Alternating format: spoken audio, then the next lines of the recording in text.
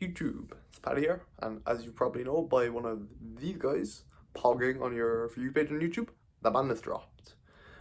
This is a couple of days after, I know, but on Saturday the big B dropped, and I'm just going to give my quick initial thoughts on the list. So yeah, let's get right into it. So firstly, Barone ban and Boral Savage at the same time. These are absolutely massive for the direction of the game. I feel like it mightn't be understood among the community about how big exactly it is. But honestly, I don't really know myself the full extent, and we won't know until the next format's through. But I'm going to talk about it, firstly from a Runick Naturia point of view. Barone ban seems terrible, but it's not actually terrible. I'm going to cover two birds with one stone here. Someone in the comments was asking about running Side Frame Lord Omega in the extra, and I had locals yesterday and I went running Side Frame Lord Omega instead of Barone. Balance wasn't obviously in effect until 22nd of April, but I said I just start getting used to it already and start trying it. So it went fine. I was kind of happy with Barone. It felt like a win more most intervals though. Anytime there was a decision tree between making it or Chengying, I was normally making Chengying. But whilst we're here, I want to say Chengying, house of a card. I feel like it's severely underrated, and small bit of a quote, Barone was holding us back. But in bigger news, Boral Savage ban. This is massive as it puts the best version of Snake Eye down to the Fire King variant, which is amazing as it means with the other version, the pure version, they would normally end on a Boral Savage to get negation, which would be terrible if you're trying to use Mole Cricket to summon Camelot and Sunflower into your opponent's board, because most of the time the Snake Eye Fire King board actually doesn't have a form of interruption. Like, it might get locked somewhere and not be able to make an Appaloosa, so it mightn't have a monster negate, so in which case normal Cricket, summon Camellia plus Sunflower could just break its board on its own. So that's a big hit, and I like the direction. I think every deck ending on just negates is boring, and anyone telling you online, ooh, it's bad, every deck's just going to have a €50 boss monster. No, it's not. They're going to have unique cards and they're not going to be expensive. And now onto the Link Rebo hit. Doesn't affect Naturia Runick in the slightest. However, how it does affect it is in the Snake Eye matchup, in the follow-up turns. It makes it much easier, it makes it much harder for them to play through if you've established a board, because they'll no longer be able to use Link Rebo to dodge Freezing Curse and Flashing Fire, which is great. The final ban of Summon Limit should have gone, would have decided it myself at the next event I was playing if it was still legal though. And onto the limits.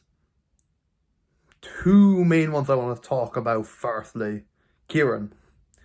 Kieran coming back is cool, and it makes Pendulum better, and it also makes Pendulum really hard for Runick decks to blind second against, or just play second against full stop, just due to the fact that it's untargetable boss monster. Other than that, cool, but don't think it'll do much. And then the two Floodgate boys. Protoss, whilst I think is going to be a terrible card to play against, going to be absolutely suck. It ain't all that really for Runick decks, because they can't call spells. And Colossus is a problem. However, it doesn't stop drawing, so if you've already drawn the fountain, you're fine. Other things got limited. Anti-spell, amazing semi-limit for Runick players, as it means less players will side it, and the players who do side it will see it less. And I don't think any of the other limits are massive. I'm going to keep this video brief to be honest. Semi-limits, neither really matter. Pearly kind of does. Mali back to 3 is cool. Engage back to 3 is interesting. To be honest, I kind of want to try and build Runick Striker, to be honest.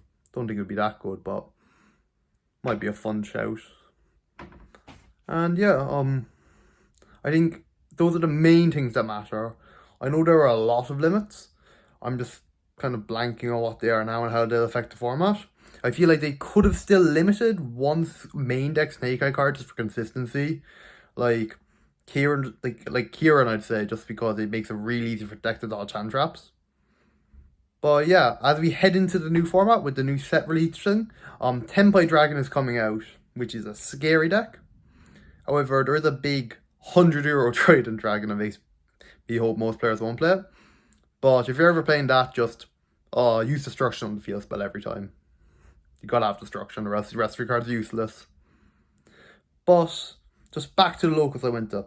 Cheng Ying honestly did the job. If you know your opponent's deck well enough, like let's say they have only one card in their extra deck and out of Cheng Ying, the undestructible part really, like you can just time using Cheng Ying's effect by triggering your Runics to just banish their stuff anyway to prevent them from getting there. And I felt like it was good enough. Whilst it obviously won't be as good as Barone, the Barone hit is a across the board hit for most decks anyway. So I think it doesn't really matter. Well, it's not Jover anyway, so we move. And yeah, that's my thoughts on the list. I said I'd just do a quick video, quick talk about locals. About testing Omega.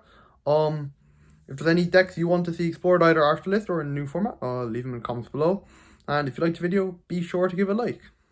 Thank you and peace.